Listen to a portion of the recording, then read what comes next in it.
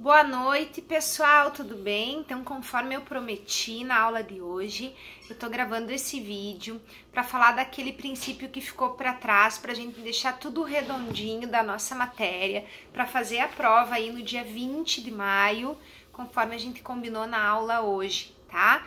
O princípio que ficou para trás chama-se princípio da legalidade, está previsto no artigo 5º, inciso 39 da Constituição Federal, tá bem? Esse princípio, ele se traduz através de um brocado em latim que chama nullum crimen, nulla poena sine lege. Ou seja, não há crime, nullum crimen, nulla poena, nem pena, sine lege, ou seja, sem lei. Essa é a tradução, tá, pessoal? E o princípio da legalidade diz exatamente isso. Ninguém pode ser castigado por um fato que não esteja previsto em uma norma como infração penal. Então, só pode ser punido por um fato se tem uma norma que diz e que estabelece a respectiva punição para esse fato, tá bem? Bom, o princípio da legalidade vai se dividir em outros dois subprincípios, dois reflexos dele, que é o princípio da reserva legal e o princípio da anterioridade.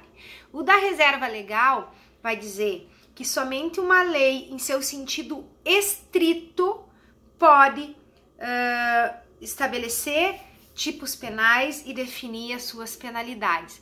Professor, eu sou aluno do Penal 1 ou ainda não sei o que é uma lei em sentido estrito. Eu estou começando agora a minha faculdade. Bom, leis em sentido estrito são aquelas que emanam do poder legislativo. Vocês devem saber nessa altura do campeonato que tem 3 poderes, né, pessoal? Judiciário, executivo e legislativo. A função, cada um deles tem uma função típica. O executivo administra, o legislativo cria as leis e o judiciário julga.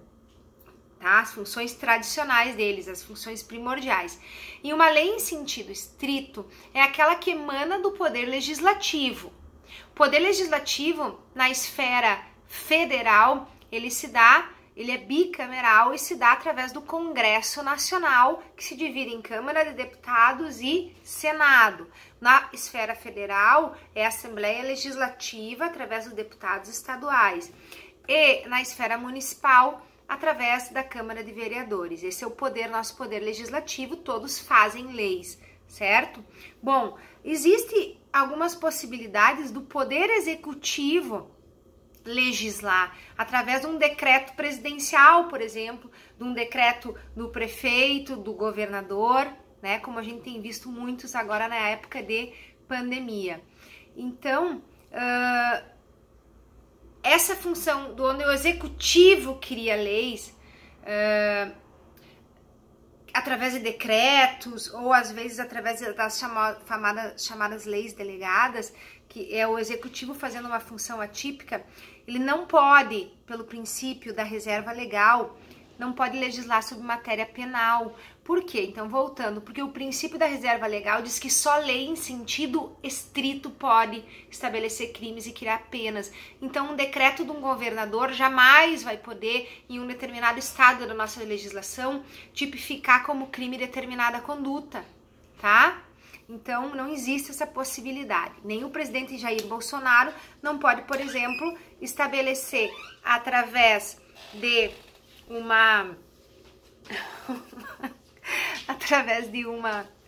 um decreto, um crime no Brasil, tá bom? Porque é só lei em sentido estrito que vai estabelecer crimes e definir as suas penas. Esse é o princípio da reserva legal, tá? Ah, tem uma coisa que cai muito em concurso que eu me lembrei agora, que cai a pegadinha. Se medida provisória pode estabelecer crimes e suas penas? A resposta é não. Medida provisória justamente é emanada do Poder Executivo. Então não tem como medida provisória definir crime. Só lei em sentido estrito, tá bem?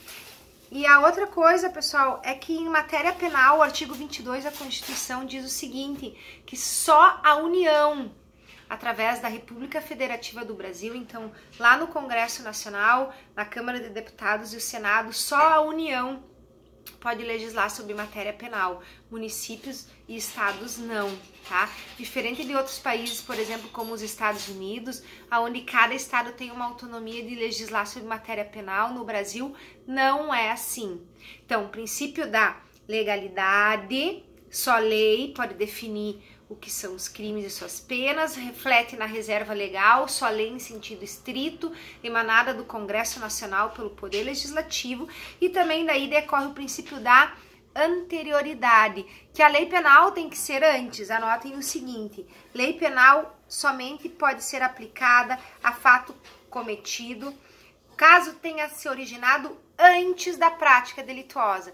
Se hoje, por exemplo, resolver o Congresso Nacional, através de uma lei em sentido estrito, dizer que quem não sair de máscara na rua está cometendo um crime com pena de 1 a 2 anos, por exemplo, se surgisse uma lei nesses moldes, só poderia emanar para ter validade lá do Congresso Nacional, lei em sentido estrito, e eu acabei, por exemplo, de sair na rua sem máscara, né? E fui flagrada pela polícia. Imaginem a lei que o Congresso vai fazer do uso da máscara vale a partir de amanhã. Eu, Carolina, que saí hoje na rua, não posso ser punida por uma lei que passa a ter vigência a partir de amanhã. Princípio da anterioridade, certo, pessoal?